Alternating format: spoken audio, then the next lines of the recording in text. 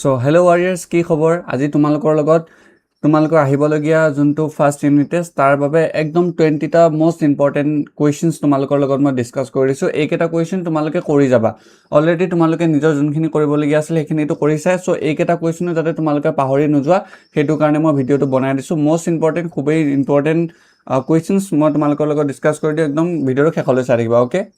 So question আজি আমি আমাৰ টপিকটো কি হ'ব যে ফাৰ্ষ্ট ইউনিট টেষ্টৰ কাৰণে আমাৰ যিমানবোৰ ইম্পৰ্টেণ্ট কুৱেশ্যনছ হয়নে যেহেতু তোমালোকৰ অনুশীলনীখিনি অলৰেডি তোমালোকে কৰিছাই তাৰ পৰা কি কি ইম্পৰ্টেণ্ট আহিব সেইটোতো কৈ দিছেই টিচাৰে হয়নে সো ইয়াত আমি একদম মোষ্ট ইম্পৰ্টেণ্ট যোনখিনি বস্তু তোমালোকে একদম পাহৰি নাযাবা কোনকেইটা নিয়ম তোমালোকে পাহৰিব নালাগে সেইখিনি বস্তুহে মই তোমালোকক ডিছকাছ কৰিম অ'কে সো আৰম্ভ কৰোঁ সো ফাৰ্ষ্ট কুৱেশ্যন এইটো কুৱেশ্যন তোমালোকৰ HSLC-টো আহিছিল 25ত যে তলৰ কোনটো অপৰিমেয় সংখ্যা উলিয়াব দিছে চোৱা প্ৰথম অপশ্যনটো কি আছে √2/√8 এটো যদি আমি ভাঙো কিমান পাম হাফ এটা কি সংখ্যা পৰিমেয় সংখ্যা কি আছিল যোনবোৰ সংখ্যা আমি p/q আহি লিখিব পাৰো য'ত p আৰু q অখণ্ড সংখ্যা আৰু q ≠ 0 ৰাইট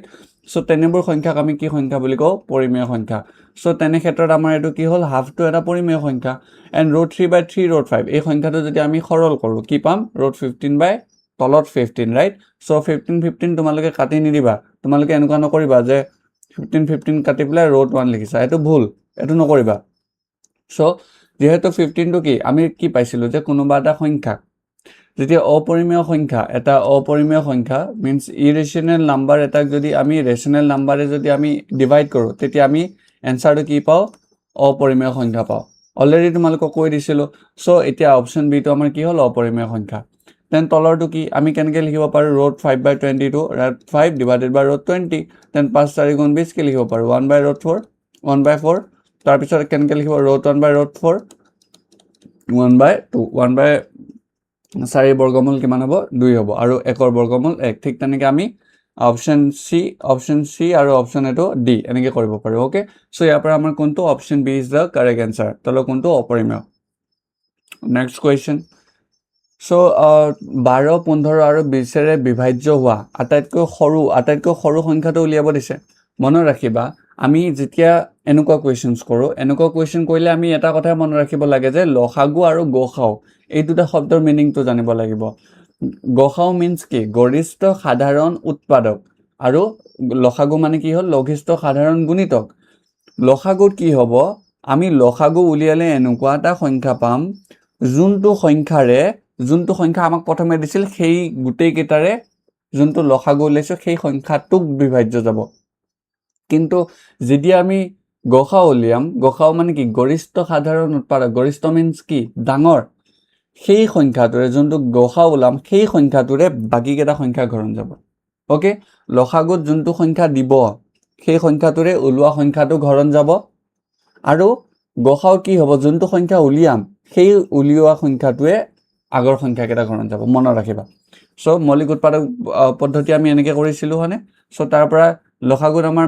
নিয়মটো কি যে যোন কেইটা সংখ্যা আছে সেই সংখ্যা কেইটা থাকা কেইটাও আহিব নাথাকা কেইটা আহিব ওকে আৰু থাকা কেইটাৰ যোন কেইটা ডাঙৰ আছে সেই কেইটা সংখ্যা আহিব ইয়াত 2 দুটা আছে ইয়াত 2 নাই ইয়াত 2 দুটা আছে কোনটো আহিব 2 দুটা আহিব নাই যদিও আহিব 3 ইয়াত এটা আছে 3 ইয়াত এটা আছে 3 ইয়াত এটাও নাই কোনটো আহিব 3 এটা 5 ইয়াত আছে 5 ইয়াত আছে সব এটা ইয়াত এটাও নাই কোনটো আহিব 5 এটাটো আহিব সো ইয়াৰ পৰা 2 স্কয়াৰ ইনটু 3 ইনটু 5 কৰিলে কিমান পাম 60 so 60 is the correct answer just আনসাৰটো মই অলৰেডি ইয়াতে লিখিয়ে দিছো জাস্ট তোমালোকে চাই যোৱা যে এটা কোৱেশ্চন তোমালোকে পাৰিবানে নোৱাৰা ওকে তাৰ পিছতে এক্সামত তোমালোকে খুদিব পাৰে 7 ইনটু 11 ইনটু 13 প্লাস 13 এই সংখ্যাটো যৌগিক সংখ্যা কিয় যেতিয়া আমি মৌলিক সংখ্যা আৰু যৌগিক সংখ্যাৰ ডেফিনেশ্যন পঢ়িছিলো আমাৰ বাস্তৱ সংখ্যাৰ চেপ্টাৰ নম্বৰ 1ত তেতিয়া আমি কি পঢ়িছিলো যে যদি কোনোবা এটা সংখ্যাৰ উৎপাদক 1 আৰু সংখ্যাটো নিজেই তেতিয়া সেইবোৰ সংখ্যাক আমি কি সংখ্যা বুলি কওঁ মৌলিক সংখ্যা আৰু যেতিয়া সংখ্যা এটাৰ উৎপাদক 1 সংখ্যাটো নিজেই তাৰ বাহিৰে যদি আমি অন্য বেলেগ উৎপাদক পাওঁ ৰাইট সো তেতিয়া আমি তাক কি সংখ্যা বুলি কম যৌগিক সংখ্যা এতিয়া আমাৰ কোৱেশ্চনটো কি হৈছে যে 7 ইনটু আমি কিমান পাইছো 7 ইনটু 11 পাইছো ৰাইট 7 ইনটু 11 প্লাস 1 এটা যেতিয়া আমি 13 টো কমন লৈছো 7 ইনটু 11 প্লাস 1 পাইছো যেতিয়া 7 ইনটু 11 প্লাস 1 কৰিছো আমি কি পাইছো 77 প্লাস 1 দ্যাট মিন্স 78 যদি আমি সংখ্যাটো 13 ললো হয় 13 ললে কি হ'ব সংখ্যাটো আমি কি লৈছিলো 13 এটা কমন লৈছিলো ৰাইট এটা 13 আমি কমন লৈছিলো 13 কমন লওঁতে আমি কি পাব লাগিছিল 1 * 13 কিন্তু 1 * 13 ৰ বাহিৰে আমি কি পাইছো 78 এটা বেলেগ উৎপাদক পাইছো নে নাই 71 টুকু আমি আকৌ মৌলিক উৎপাদক বিশ্লেষণ পদ্ধতিৰে সৰু কৰিব পাৰো কিন্তু 78 টো নিজে এটা যৌগিক সংখ্যা ওকে যেতিয়া আমি সংখ্যাটো 1 আৰু সংখ্যাটো নিজে তাৰ বাহিৰে বেলেগ সংখ্যা পাও ইয়াত 1 এটা আছে মানে ইয়াত আমি 1 এটা লিখিব পাৰো হয় নহয় 1 এটাও লিখিব পাৰো এটো পূৰণ কৰিলেও আমি হেতুৱে পাম 1 আৰু সংখ্যাটো নিজে তাৰ বাহিৰে আমি বেলেগ এটা উৎপাদক পাইছো নে না পাইছো that's why it is a composite number বা যৌগিক সংখ্যা ওকে লিখিও দিছো যে এটো একৰ বাহিৰে বেলেগ উৎপাদক থকাৰ কাৰণে হি এটা যৌগিক সংখ্যা নেক্সট ৰুট 2 আৰু ৰুট 5 যেতিয়া আমি ইৰেশনাল নাম্বাৰ মিন্স অপৰিমেয় আৰু অপৰিমেয় সংখ্যা যদি যোগ কৰো বা বিয়োগ কৰো আমি সদায় অপৰিমেয় সংখ্যা পাওঁ মনত ৰাখিবা যদি আমি বিয়োগ কৰো সদায় অপৰিমেয় সংখ্যা পাওঁ ইৰেশনাল নাম্বাৰ যদি হেতু ৰেশনাল নাম্বাৰ আৰু ইৰেশনাল নাম্বাৰ হয় তেতিয়াও আমি কি সংখ্যা পাম যদি পৰিমেয় সংখ্যা আৰু অপৰিমেয় সংখ্যা যোগ কৰো তেতিয়াও আমি ইৰেশনাল নাম্বাৰ পাম যদি আমি পৰিমেয় যোগ কৰো তেতিয়াহে আমি কি সংখ্যা পাম পৰিমেয় সংখ্যা পাম এটো কথা তোমালোকে মনত ৰাখিবা ওকে সো এটো অপৰিমেয় সংখ্যা এটো শুদ্ধ হল দেন যদি পি আৰু কিউ মৌলিক আৰু যোনবোৰ আমাৰ কি সংখ্যা অপৰিমেয় সংখ্যাবোৰ সদায় তোমালোকৰ মৌলিক ধনাত্মক সংখ্যা হয় ঋণাত্মক সংখ্যা হ'ব পাৰে কিন্তু ৰুট ওভাৰ থকা ভিতৰ থকা সংখ্যাটো যদি মৌলিক সংখ্যা হয় সি সদায় কি সংখ্যা হ'ব জানানে অপৰিমেয় সংখ্যা ওকে তেনে ক্ষেত্ৰত উক্তি আৰু যুক্তি দুইটাই শুদ্ধ আৰু যুক্তিটো উক্তিৰ শুদ্ধ ব্যাখ্যা হ'ব নেক্সট কোৱেশ্চন এই যেতিয়া আমি লসাগু উলিয়াব দিছে এই কোৱেশ্চনটো যেতিয়া আমি লসাগু উলিয়াব দিছে লসাগুত কি কৰিছিলো যে যোনটো সংখ্যা উলিয়াব লাগে সেই সংখ্যাটোৰ আমি কি কৰিব লাগে যোনটো আটাইতকৈ বেছিকে আছে সেইটো আনিব লাগে ইয়াতে 2 3টা আছে 2 4টা আছে কোনটো আহিব 2 4টা 3 এটা আছে 3 এটাও নাই কোনটো আহিব নাথাকাটো আহিব এটা আহিব 5 ইয়াত এটা আছে 5 ইয়াত এটা আছে কোনটো আহিব 5 এটাটো আহিব দেন 7 এটা আছে 7 এটাও নাই কোনটো আহিব 7 এটা আছে ওকে সো ইয়াৰ পৰা 1680 আমি কৰিলে কিমান হ'ব পূৰণ কৰিলে 1680 okay C is the correct answer so খুদিব পাৰে এনেকে দি দিব আৰু এই কোৱেশ্চনটো তোমালোকৰ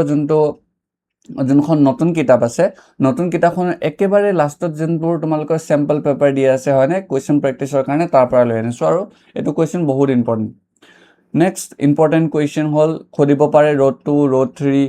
ৰুট 3 - 2 ৰুট 3 + 2 1/√2 এইবোৰ অপৰিমেয় সংখ্যা বুলি কেনেকৈ কৰিবা যে ধৰি ললো আমি প্ৰথম কথা ৰুটটো পৰিমেয় বুলি আমি ধৰি লৈছো যেহেতু নাজানো আমাক দেখাবহে দিছে অপৰিমেয় বুলি আমি ধৰি লৈছো এটো পৰিমেয় সংখ্যা ধৰাটো একো প্ৰবলেম নাই এতিয়া যদি পৰিমেয় সংখ্যা হ'ব লাগে তা কি সংখ্যা হ'ব লাগিব সেই দুটা সংখ্যা সহমৌলিক বা অখণ্ড সংখ্যা হ'ব লাগিব যত হেতু সংখ্যা আমি p/q আহি লিখিব পাৰিব লাগিব আৰু তলৰ কিউটো শূন্য হ'ব না লাগিব এই কন্ডিশনটো জানো পৰিমেয় সংখ্যাৰ পৰা এতিয়া এই কোৱেশ্চনটো কৰোতে যদি ৰুটটো পৰিমেয় হ'ব লগিয়া হয় আমি ৰুটটো p/q আহি লিখিব পাৰিব লাগিব ওকে লিখিছো এতিয়া যেতিয়া আমি এক পূৰণ কৰি দিলো p স্কয়াৰ খলনি কি পালো 2q স্কয়াৰ ওকে এটো কোৱেশ্চন নাম্বাৰ কিমান দিলো আমি 1 নম্বৰ ইকুৱেশন দিলো যদি এটা কথা মনত ৰাখিবা যদি কোনোবা এটা সহমৌলিক সংখ্যা সাপোজ 4 আছে ওকে 4 সংখ্যাটো 2 * 2 লিখিব পাৰো মানে কি 2 স্কয়াৰ হয়নে এতিয়া এইটো ক্ষেত্ৰত মনত ৰাখিবা যদি এই 4টো 2 ৰে হৰণ যায় দ্যাট মিন্স এই 2টো 4 ৰে হৰণ যাব হয়নে নহয় এইটো তোমালোকৰ উপপাদ্য আছিল এতিয়া উপপাদ্যটোৰ মতে কি কয় যে যদি p স্কয়াৰক 2 ৰে হৰণ যায় মানে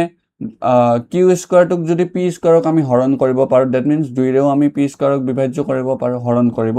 পাৰো এটো হল তোমালোকৰ উপপাদ্য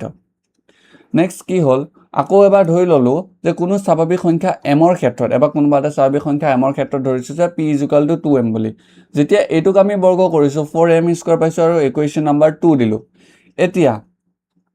প্ৰথম ইকুৱেশনটো পুৰা p = 2q স্কয়াৰ পাইছিলো then next equationৰ পৰা p = 4m square right p square দুইটাতে সেম আছিল that means আমাৰ যোন কেটা প্ৰথমে আছিল 2q স্কয়াৰ আৰু 4m স্কয়াৰ দুইটাকে ইকুৱেল কৰিব পাৰো ইকুৱেল কৰোতে কি পালো যে q square to 2m square ইয়াটো বিভাজ্য হৈ আছে মানে q স্কয়াৰটোক 2 ৰে আমি বিভাজ্য কৰিব পাৰিছো হৰণ কৰিব পাৰিছো গতিকে p স্কয়াৰ আৰু q স্কয়াৰ যেতিয়া আমি p স্কয়াৰ লৈছিলো p ৰ ক্ষেত্ৰত 2 এটা উৎপাদক পাইছিলো আৰু q কাৰণেও 2 এটা উৎপাদক পাইছো যেহেতু দুইটাৰ কাৰণে এটা কমন উৎপাদক 2 পাইছো সাধাৰণ উৎপাদক 2 পালো হয়নে কিন্তু যদি এই কেটা সংখ্যা তোমালোকৰ কি হ'ব লাগে মৌলিক সংখ্যা হ'বলগীয়া হয় মৌলিক সংখ্যা হ'বলগীয়া হ'লে কি হ'ব এই সংখ্যাটোৰ উৎপাদক 1 আৰু সংখ্যাটো নিজেই হ'ব লাগিছিল মানে যেহেতু আমি কি ধৰিছিলোঁ এইকেইটা সহমৌলিক সংখ্যা বুলি ধৰিছিলোঁ সহমৌলিক সংখ্যা হ'বৰ কাৰণে সংখ্যাকেইটা 1 আৰু সংখ্যাটো নিজেই হ'ব লাগিছিল কিন্তু তাৰ বাহিৰে আমি এটা উৎপাদক কি পালোঁ 2 পালোঁ কিন্তু কি লিখা আছে চোৱা পি আৰু কিউ সংখ্যা মৌলিক সংখ্যা হ'বলৈ হ'লে উৎপাদক 1 আৰু সংখ্যাটো নিজেই হ'ব লাগিব যেহেতু আমি উমৈহতীয়া উৎপাদক 2 পাইছোঁ যিটোৱে আমি পি আৰু কিউ সহমৌলিক বুলি ধৰা যোনটো বাক্য যোনটো আমাৰ ধাৰণা সেইটো আমি কি কৰিছোঁ ভুল বুলি প্ৰমাণিত হ'ল ওকে গতিকে আমি ক'ব পাৰোঁ যে ৰোধটো এটা অপৰিমেয় সংখ্যা ওকে সেম একদম ইজি আছিল নেক্সট তলৰ সংখ্যাবোৰ শূন্য নিৰ্ণয় কৰিব দিছে শূন্য নিৰ্ণয় কৰিবৰ কাৰণে মনত ৰাখিবা যে যোনডাল তোমালোকক বহুপদৰ ৰাশি দিয়া থাকিব সেই ৰাশিডালে x অক্ষত যিমানডাল তোমালোকৰ যিমানবাৰ কাটা কুটি কৰিব সেইটোৱে হ'ব শূন্যৰ সংখ্যা x অক্ষত কাটিছেনে নাই কাটা ডেট মিন্স শূন্যৰ সংখ্যা 0 x অক্ষত কাটিছেনে ওচৰৰ পাজৰেও নাই ডেট মিন্স শূন্যৰ সংখ্যা 0 এটোত চোৱা x অক্ষত কাটিছেনে ইয়েস এইটো পইণ্টত কাটিছে ধৰি লোৱা এইটো পইণ্ট মিন্স শূন্যৰ সংখ্যা 1 এইটো পইণ্টত কাটিছে ধৰি লোৱা 1 শূন্যৰ সংখ্যা 1 এইটো চোৱা এইটো এটা পইণ্টত কাটিছে আৰু এইটো এটা পইণ্টত কাটিছে x অক্ষত কেইটা পইণ্টত কাটিছে দুটা পইণ্টত ডেট মিন্স ইয়াৰ শূন্যৰ সংখ্যা কিমান 2 এইটো পইণ্ট চোৱা ইয়াত এটা কাটিছে আহি yত কাটিছে yটো আমি ল'ব নালাগে x টো হে ল'ব লাগে মানে x অক্ষত কেইটা বিন্দুত কাটিছে 2 that means 2 is the correct answer next ইয়াত এটা কাটিছে আৰু ওপৰত নাই এবোৰ y অক্ষত ডেট মিন্স এটা এটোত চোৱা ইয়াত এটো y এটো x কেইটা বিন্দুত কাটিছে এটা বিন্দু that means 1 to correct then এটো এটা বিন্দু আছে এটো এটা বিন্দু আছে ইয়াতে কোনটো হ'ব x অক্ষত দুটা বিন্দুত কাটিছে ডেট মিন্স 2 টো হ'ব ইহঁতৰ শূন্যৰ সংখ্যা দেন এটো ধৰি লোৱা এটা বিন্দুত কাটিছে কিমান হ'ব 1 এটো চোৱা 1 2 3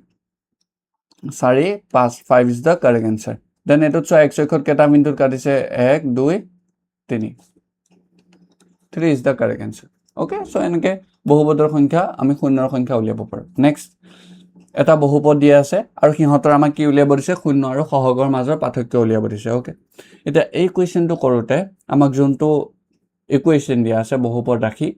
যে দ্বিঘাত বহুপদৰ ৰাখিটো x² + 7x + 10 খেতুক আমি কি কৰিলো যে মধ্যম পদ বিভাজন পদ্ধতিৰে আমি ইয়াৰে কি উলিয়াই ললো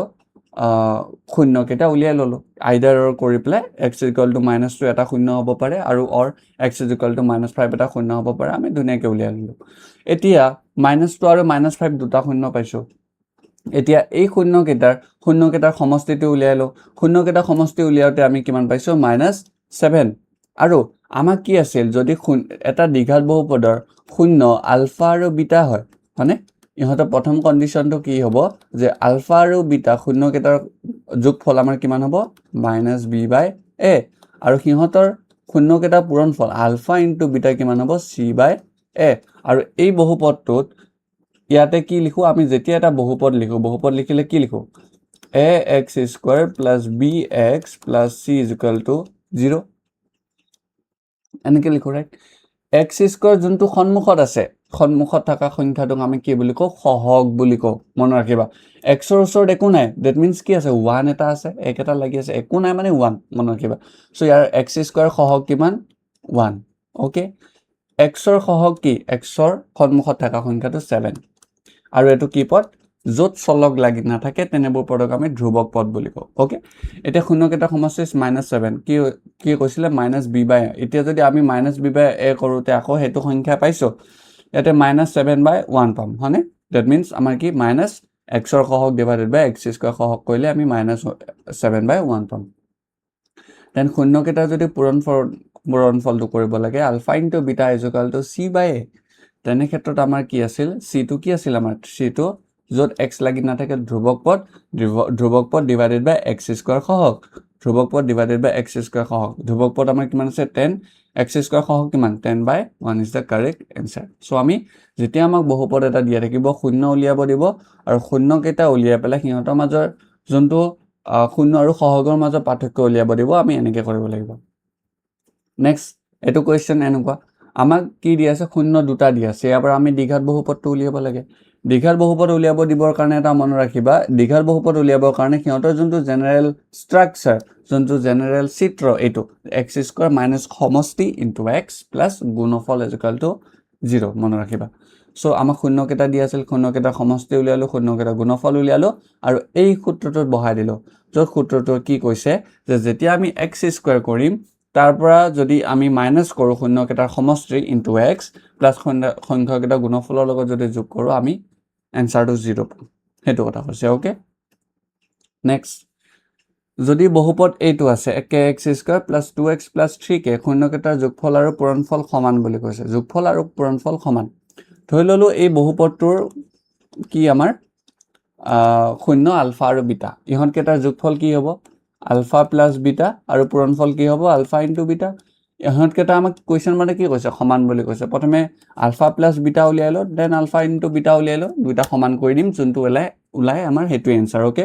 সো উলিয়াই ললো আলফা প্লাছ বিটা উলিয়াইছো আলফা ইনটু বিটা উলিয়াইছো আৰু দুটা সমান কৰি দিওতে কিমান পাইছো -2/3 ওকে চাই লোৱা দেন এটো এটা f of x এটা আমাক কি দি আছে বহুপদ দি আছে এই বহুপদটোক আমাক এইটোৰ মান উলিয়াব দিছে হল ধুনিয়াকে লিখি দিছো যে বহুপদটো যোনটো দিয়া আছিল এটা যেহেতু দীঘল বহুপদ সিহঁতৰ শূন্যকেইটা আলফা ইনটু বিটা দিও দিছে আমাৰ প্ৰবলেম একো নাই যেহেতু শূন্যকেইটা দি দিছে সো তেনে ক্ষেত্ৰত আমি alpha plus beta alpha into beta কৰি ললো যোগফল আৰু পূৰণফল উলিয়াই ললো আৰু এই দুটাৰ পৰা আমি কি কৰিলো লসাগু লৈ পেলাই ধুনিয়াকে বনাই ললো বনাই লৈ আলফা ইনটু বিটা শূন্যকেইটা যোগফল আৰু শূন্যকেইটা পূৰণফলটো পালো শূন্যকেইটা যোগফল আৰু শূন্যকেইটা পূৰণফল অলৰেডি আমি উলিয়াই থৈছো আৰু সেইকেইটা মান বহুৱাই পেলাই আমি কিমান পালো -27/4 ওকে নেক্সট ত্ৰিভুজৰ ক্ষেত্ৰত সকলো বৃত্তৰ সদৃশ মানে কি আছিল আমি ইয়াতে কি চাব লাগিব শেপ এণ্ড সাইজ আকাৰ আৰু আকৃতি শেপ এণ্ড সাইজ সদৃশ হলে কি হ'ব সিহঁতৰ শেপটো সেম হ'ব যে এটো বৃত্ত কিন্তু ইহঁতৰ সাইজটো বেলেগ হ'ব পাৰে ওকে যদি সিহঁতৰ সাইজটো বেলেগ সাইজ ডিফাৰেন্ট যদি সিহঁতৰ শেপটো একে তেতিয়া আমি তাক কি বুলি কম সদৃশ যেতিয়া সিহঁতৰ শেপ এণ্ড সাইজ দুইটাও একে তেতিয়া আমি তাক কি বুলি কম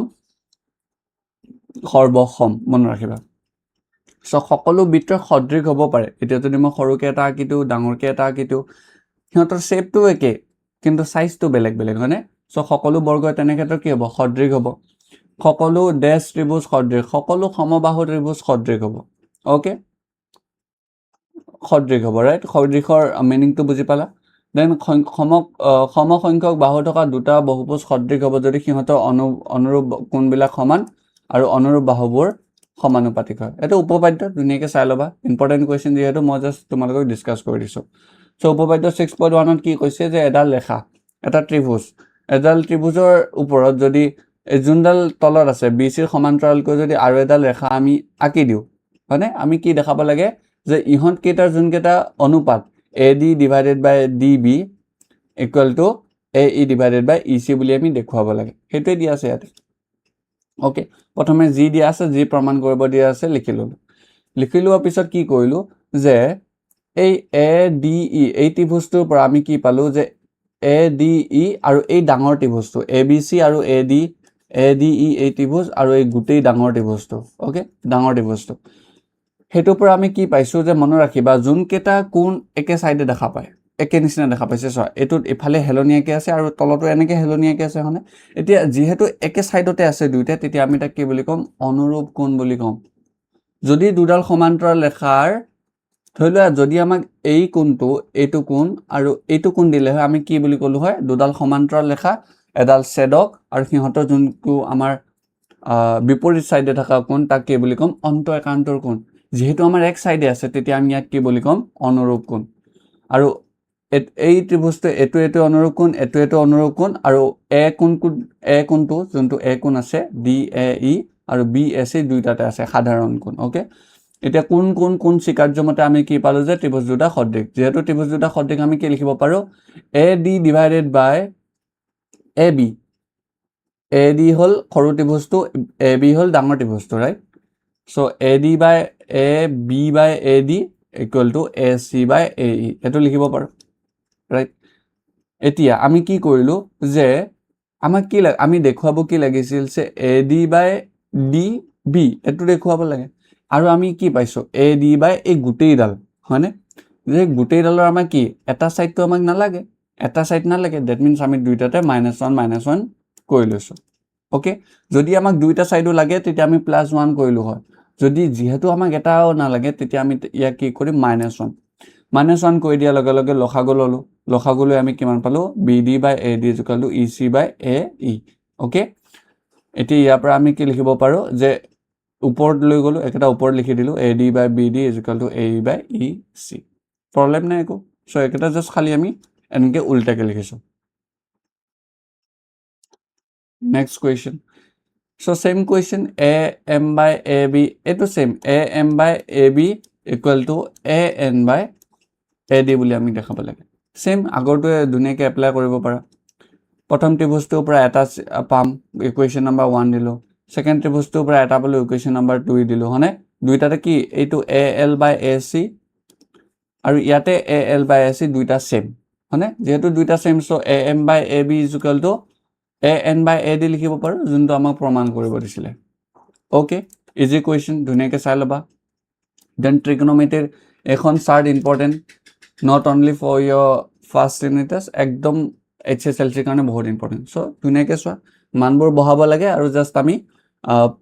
ভেলু উলিয়াব লাগে। 10 30 1/√3 10 স্কোৱাৰ 30 1/√3 হোল স্কোৱাৰ হ'ব, ৰাইট। চ' যেতিয়া আমি ডিটেইল পঢ়িম ধুনীয়াকৈ বুজাই দিম। বৰ্তমান মই নতুন কোনো চেপ্টাৰ আৰম্ভ কৰা নাই, যিহেতু তোমালোকৰ এক্সাম আহি আছে হয়নে, চ' ধুনীয়াকৈ যোনখিনি পঢ়িছা সেইখিনি ৰিভাইজ কৰি লোৱা, এক্সাম শেষ হোৱাৰ পিছত আমি ধুনীয়াকৈ পঢ়িম চেপ্টাৰকেইটা। দেন এইটো এটা কুৱেশ্যন চোৱা, জাষ্ট মান বহাইছোঁ, cos square 60 1/2 whole square, then sec square. এতিয়া তোমালোকে ভাবিব পাৰা এই 32 ওপৰত স্কোৱাৰ কিয় দিয়া নাই, মনত ৰাখিবা যে এংগুলৰ ওপৰত কেতিয়াও আমি স্কোৱাৰ নিদিওঁ। অ'কে, স্কোৱাৰ হওক কিউব হওক একো নিদিওঁ। চ' ধুনীয়াকৈ মান বহাই পেলাই লসাগু লৈ আমি কিমান পাইছোঁ 67/12। নেক্সট কুৱেশ্যন, এইটো কিতাপৰ ইম্পৰ্টেণ্ট কুৱেশ্যন। চ' এইটো দিয়া আছে, আমাক কি সুধিছে ইয়াৰ পৰা আমি এংগুলটো উলিয়াব লাগে, কিন্তু এংগুলটো এটা কণ্ডিশ্যন আছে, 90ৰ পৰা সৰু হ'ব লাগিব। ডেট মিনছ কি লেছ দেন 90, 90তকৈ সৰু। গ্ৰেটাৰ মিনছ ডাঙৰ, 0তকৈ ডাঙৰ, 90তকৈ সৰু হ'ব লাগিব। অ'কে, চাই লোৱা। চ' ইয়াতে যোনটো আমাৰ -1 আছিল, -1 এফালে গ'লে কি হ'ব +1, বা -4 cos স্কোৱাৰ থিটাটো সেইফালে গ'লে কি হ'ব +cos স্কোৱাৰ থিটা। চ' ধুনীয়াকৈ লৈ যায় আমি কি কৰিলোঁ,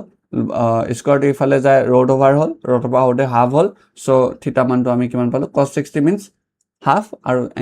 cos আমাৰ কেঞ্চেল হয়, থিটা = 60। নেক্সট কুৱেশ্যন, এনেকুৱা কুৱেশ্যন আহিব পাৰে। এনেকুৱা কুৱেশ্যন থাকিলে মনত ৰাখিবা যোনটো ডাঙৰ সেইটো আমি ভাঙিব পাৰোঁ, আৰু ইহঁতৰ আল্টাৰনেটিভ এংগলবোৰ ইকুৱেল টু পূৰণ কৰিলে আমি 1 পাম। tan থিটা ইনটু cos থিটা কৰিলে 1 পাম। ঠিক তেনেকৈ sin থিটাৰ লগত আমি যদি cosec থিটা কৰোঁ সেইটো আমি 1 পাম। অ'কে, এনেকৈ মনত ৰাখিবা। ঠিক তেনেকৈ cos থিটা ইনটু যদি আমি sec থিটা কৰোঁ তেতিয়াও আমি ইকুৱেল টু 1 পাম। এইকেইটা সৰু সৰু বস্তু মনত ৰাখিবা। অ'কে, চ' ধুনীয়াকৈ ভাঙি দিছোঁ। 90ৰ পৰা 25 গ'লে 65 হ'ব, দেন 95 গ'লে 85 হ'ব।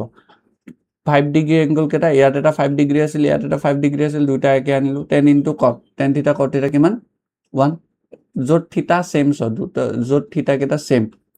5 5 25 25। অ'কে, চ' ইহঁত দুটা 1 হ'ল, যিহেতু tan 30 অকলে আছিল, tan 30 উলিয়াই দিলোঁ। চ' tan 30 মিনছ কিমান 1/√3, চ' পূৰণ কৰি দিলে 1/√3 is the correct answer. Then এইটো চোৱা, এইটো ইম্পৰ্টেণ্ট কুৱেশ্যন, এইটো আমাক প্ৰমাণ কৰিব দিব পাৰে, মষ্ট ইম্পৰ্টেণ্ট কুৱেশ্যন। আমি কি জানো, এটা ত্ৰিভুজ আছে, ত্ৰিভুজৰ তিনিটা কোণৰ সমষ্টি কিমান হয় 180 ডিগ্ৰী। 180 ডিগ্ৰী আমাক কি লাগে, B + C লেফ্ট চাইডে লাগে, চ' B + C ৰখাই দিলোঁ। G নালাগে, কি নালাগে, A নালাগে, চ' Aটো আমি ৰাইট হেণ্ড চাইডে লৈ গ'লোঁ। এতিয়া কি কৰিলোঁ যে দুইটা চাইডে আমি /2 কৰি দিলোঁ। অ'কে, /2 কৰি দিয়াৰ লগে লগে কি হ'ল, B + C /2 = 180/2 - A/2 হ'ল। 180/2 মিনছ কি 90 আৰু A/2, আৰু দুইটাতে tan আমি কি ল'লোঁ ৰেচিঅ'টো লগাই দিলোঁ। tan B + C/2 = tan 90 - A/2। আমি কি পাইছোঁ যে tan 90 - থিটা মিনছ কিমান হ'ব cot থিটা। এইটো অলৰেডি আমি পাইছোঁ, চ' ইয়াৰ পৰা আমি ধুনীয়াকৈ এই কুৱেশ্যনটো ছল্ভ কৰিব পাৰোঁ আৰু এই কুৱেশ্যনটো আমি প্ৰমাণ কৰিব পাৰোঁ। অ'কে, সো এই ভিডিঅ'টোত ইমানখিনি আছিল আশা কৰিছোঁ তোমালোকে যোনকেইটা কুৱেশ্যন মই তোমালোকক দেখাই দিছোঁ এইকেইটা কুৱেশ্যন তোমালোকে কৰিব পাৰিছা এইকেইটা মষ্ট ইম্পৰ্টেণ্ট কুৱেশ্যন ধুনীয়াকৈ যদি এতিয়াও পৰা নাই এইকেইটা কুৱেশ্যন ধুনীয়াকৈ এবাৰ এইকেইটা কুৱেশ্যন চাই যাবা অ'কে নোযোৱাকৈ নাথাকিবা এইকেইটা কৰিলে not only for your unit test একদম HSLC কাৰণে কনচেপ্টখিনি ক্লিয়াৰ হৈ যাব যোন অলৰেডি তোমালোকে কৰিছে জাষ্ট এইকেইটা কেনেকৈ কৰিছোঁ বুজি লোৱা চাই লোৱা অ'কে যদি বুজি পোৱা নাই একদম প্ৰথমৰ পৰা আকৌ এবাৰ চোৱা ভিডিঅ'টো ধুনীয়াকৈ বুজি পাবা অ'কে ভিডিঅ'টোত ইমানখিনি আছিল আকৌ এটা নতুন ভিডিঅ'ত ইনফৰ্মেটিভ ভিডিঅ'ত তোমালোকক আকৌ লগ পাম অহাকালি অ'কে ঠিক আছে থেংক ইউ